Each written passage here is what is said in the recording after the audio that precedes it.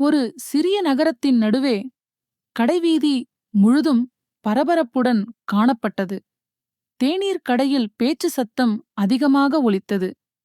பேக்கரியில் சூடான பன்கள் மதியத்துக்கு முன்பே விற்றுத் தீர்ந்தன.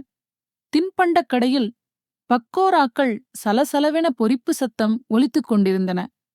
மற்றும் முடிதிருத்தும் நாற்காலி கூட நேரம் கடந்தும் நிறைந்தே இருந்தது.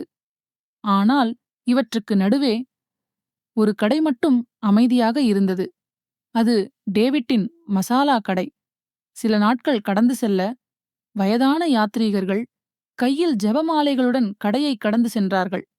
அவர்களுக்கு தேவையான மஞ்சள், சீரகம் அல்லது மிளகு வாங்க ஒருவர் கூட டேவிட்டின் கடை முன்னே நிற்கவில்லை. டேவிட்டின் கடன்கள் பெருகி வந்தன. வங்கியிலிருந்து அழைப்புகள் வரத் தொடங்கிவிட்டன. கடனடைக்க ஒரு மாலை. டேவிட் தனது தூசடைந்த அலமாரிகளைப் பார்த்து முணுமுணுத்தான். அடுத்த வாரம் நான் இந்த கடையை மூட வேண்டியிருக்கும். ஒருவேளை நான் வெற்றி பெறுவதற்காக பிறக்கவில்லையோ என்னமோ. டேவிட் பரபரப்பான கடைவீதியை பார்த்தார். மற்ற கடைகளில் கணிசமான வியாபாரம் நிறைந்தது இயங்கிக் கொண்டிருந்தது.